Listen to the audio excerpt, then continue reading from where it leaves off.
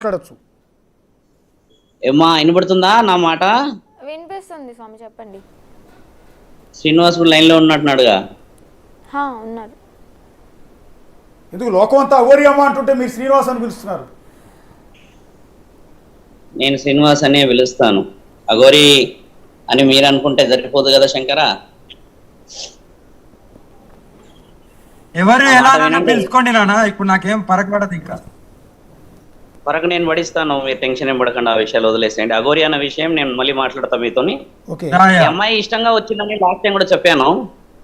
ఆ అమ్మాయి వర్షన్ కూడా, ఆ అమ్మాయి నాకు కాల్ కూడా చేసింది. ఇట్లా స్వామి మీరు చెప్పారు బిగ్ టీవీలో కదా, నాకు ఇష్టపూర్వకంగానే వచ్చింది, నాకు వశీకరణ ఎవరు చేయలేరు, నేను నా అంతల నాన్న ఇష్టంతోనే వచ్చాను నేను అంటే, సరే అమ్మా అది మంచిదే పద్ధతి, అమ్మా నాన్నల అనుమతి కూడా చాలా ముఖ్యంగా అవసరం కదా అంటే, అమ్మా నాన్నలు వినట్లేరు కానీ కన్విన్స్ త్వరలోనే చేసుకునే ఏర్పాటు విధంగా వెళ్ళే అవకాశం అని చాలా ఛానల్లో చెప్తే నేను కూడా విన్నాను.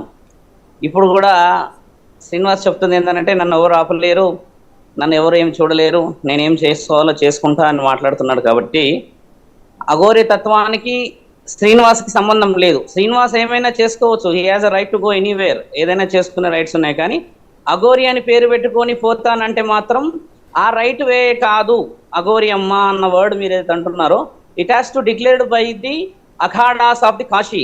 కాశీ నుంచి, ఆ అఖాడాల నుంచి, అధికారుల నుంచి మీరు మాట్లాడే విషయానికి నేను వివరణ ఇస్తా. ఆ అమ్మాయి పెళ్లి చేసుకున్నది వాళ్ళు ఏ విధంగా చేసుకున్నారు అనేది మీరు అన్నట్టుగానే చట్టానికి అవసరం లేదు, కానీ కన్న తల్లిదండ్రులకి చెప్పాల్సిన అవసరం శ్రీనివాస్కి అయితే ఉన్నది. ఇప్పటికి కూడా శ్రీనివాస్ వచ్చేసి ఆ పోలీస్ అధికారుల దగ్గర ఈ అమ్మాయి, అప్పుడు ఈ అమ్మ ఉన్నది కదా వర్షిని, ఇద్దరు కలిసి ఏకగ్రీవంగా మేమిద్దరం ఉన్నామని చెప్పి రాయించుకునేంత వరకు చట్టపరంగా పోలీస్ అధికారులే కానీ మీరు అన్నట్టుగా వాళ్ళ అమ్మా నాన్నలు ఖచ్చితంగా వెంబడిస్తూనే ఉంటారు. ఇప్పుడు పోలీస్ అధికారులు వాళ్ళకి మీ అమ్మాయిని మీరు తెచ్చుకోండమ్మా అని చెప్పడం చేత తల్లిదండ్రులు ధైర్యం చేస్తున్నారు. కాబట్టి శ్రీనివాస్ ఎక్కడున్నా కూడా నువ్వు ఏంటంటే, అమ్మా నాన్నలను ఒప్పించినా ఒప్పకపోయినా చట్టం నిన్నైతే ఖచ్చితంగా అడుగుతూ ఉంటుంది ఏదో విధంగా. ఇప్పుడు మిస్సింగ్ కేసు పెట్టిండని ఇంతసేపు మనం లైవ్లో వింటూనే ఉన్నాము.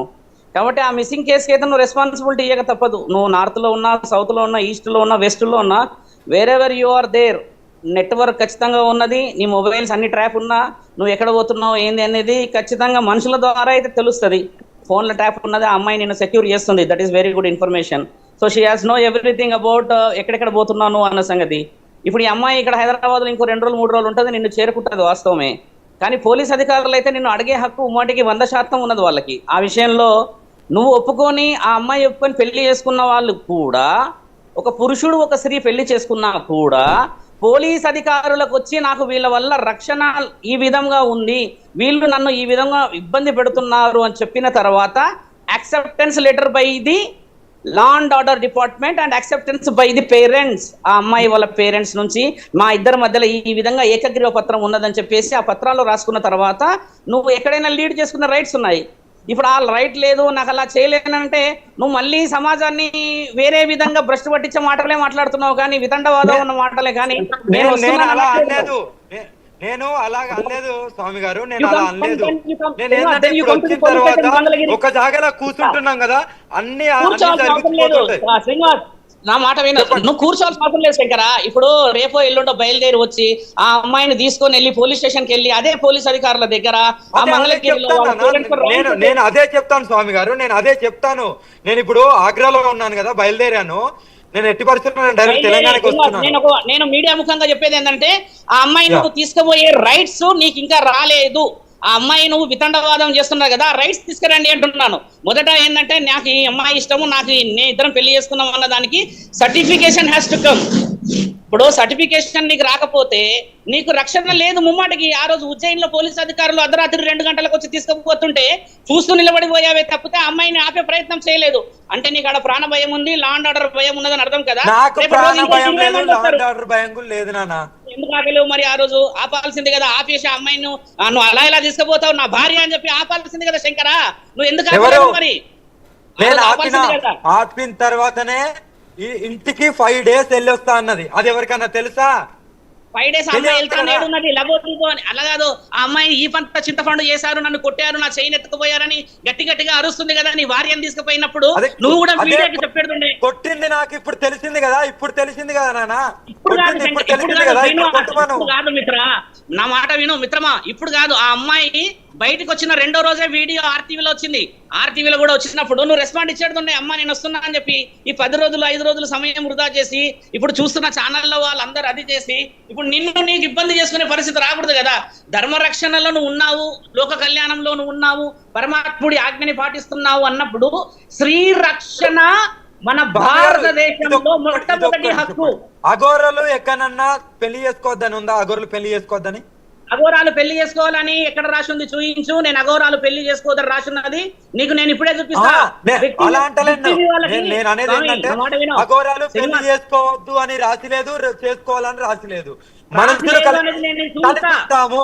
అఘోరాలు శ్రీనివాస్ అఘోరాలు పెళ్లి చేసుకోకూడదని రాసి లేదనేది నేను చూపిస్తా. నువ్వు పెళ్లి చేసుకోవాలని ఉన్నది ఇప్పుడు కాదు. ఇప్పుడు మణికన్నన్ పెళ్లి చేసుకున్నాడు, తిరుచి మణికన్నన్ తెలుసా? ఎవరు? తిరుచి మణికందన్, తమిళనాడు. తిరుచి మణికందన్ ఎక్కడున్నాడు? ఏ అఖాడాలో ఉన్నాడు ఆయన? అఘోర అఖాడంలో ఎందులో ఉన్నాడు? కావాలంటే మీరు ఫోన్ చేసి కనుక్కోండి. మీరు అన్నారు కదా మాకు అన్ని పరిచయాలు ఉన్నాయి అన్నారు కదా. అఖాడాలలో పెళ్లి చేసుకున్న అఘోరి సాత్వికుని, సాధువుని, సత్పురుషులని, యోగ శుద్ధులని, తర్వాత మహాయోగినులని నువ్వు చూయించు. నువ్వు ఇంకొక 15 నిమిషాలు టైం ఇస్తే నేను కాశీ ఉప ముఖ్యమంత్రిని లైన్ లో తీసుకుంటుండే, కానీ ఆయన ఫోన్ కనెక్ట్ అయితే లేదు. ఆయనను కూడా లైన్ లో తీసుకుంటా ఉంటే ఆయన ఫోన్ కట్ చేసేస్తా ఉన్నాడు. నేను ఆయననే లైన్ తీసుకునేవాడిని. ఇప్పుడు ఇంకొక 10 నిమిషాలు నాకు టైం ఇస్తే నేను 6:30 తర్వాత వాళ్ళని కూడా లైన్ తీసుకుంటా. కాశీ నుంచి డైరెక్ట్ గా ఏ అఖాడాల నుంచి 15 ఉత్తరప్రదేశ్ లో ఉన్న 9 అఖాడాల గురించి, కాశీ క్షేత్రంలో ఉన్న 10 అఖాడాల గురించి నువ్వు మాట్లాడుతున్నావో ఆ అఖాడాల అధికారులతోనే మాట్లాడిస్తా. అఘోర శాసన గ్రంథంలో పెళ్లి చేసుకోవాలని ఉందని చెప్పి ఎల్లూరి శ్రీనివాస్ అంటున్నారు. మీరందరూ ఏం చేస్తున్నారని చెప్పి వాళ్ళతో తణుకులో రాజేష్ నాథ్ ఉన్నారు కదా, ఆయనకు పెళ్లి కాలేదంటావా? ఆయన అఖాడాలో ఉన్నాడా? లేడంటావా? ఆయన అఖాడాలో లేడు. ఆయనంతలో ఆయన సొంతంగా ఆయన ఒక నిర్ణయం తీసుకొని అక్కడ నుంచి వెళ్ళిపోయి ఆయన అక్కడ ఉన్నాడు. కానీ నేను నిర్ణయం తీసుకున్నాను ఈ నిర్ణయం, కానీ నువ్వు అఘోరాలు పెళ్లి చేసుకున్నారు అన్న నిర్ణయం చెప్పకూడదు. నా సొంతంగా నేను కూడా నిర్ణయం తీసుకున్నాను. శ్రీనివాస్ నీ ఇష్టం నువ్వు విర్రవీగు. నేను చెప్తుంది కూడా అదే. లా అండ్ ఆర్డర్ ప్రకారంగా, సివిలైజేషన్ గా, లా అండ్ ఆర్డర్ ప్రకారంగానే వెళ్తాము. ఓకేనా? మేము మ్యారేజ్ సర్టిఫికేట్ కూడా తీసుకుంటాము. ఓకేనా? మ్యారేజ్ సర్టిఫికేట్ మీకు కావాల్సింది నేను చెప్తున్నది అది తీసుకుంటాము. నువ్వు తీసుకో. చూడు శ్రీనివాస్, నువ్వు సర్టిఫికేట్ తీసుకో, పోలీస్ స్టేషన్ కి వెళ్ళు, లీగలైజేషన్ చేసుకో, రెగ్యులరైజేషన్ చేసుకో, దట్ ఈస్ యువర్ రైట్. కానీ తీసుకున్న తర్వాతనే అప్పుడు మీడియా ముందుకు వస్తాము. ఓకేనా? అప్పుడు మీడియా ముందుకు రాము. వచ్చేసారు, అక్కడికి వెళ్ళి వచ్చేసాయి. ఆ వర్షిని అమ్మాయికి రక్షణ లేదు స్వామి, ఎక్కడో ఉంటానంటుంది. దానికి బాధ్యత నువ్వు వహిస్తావా?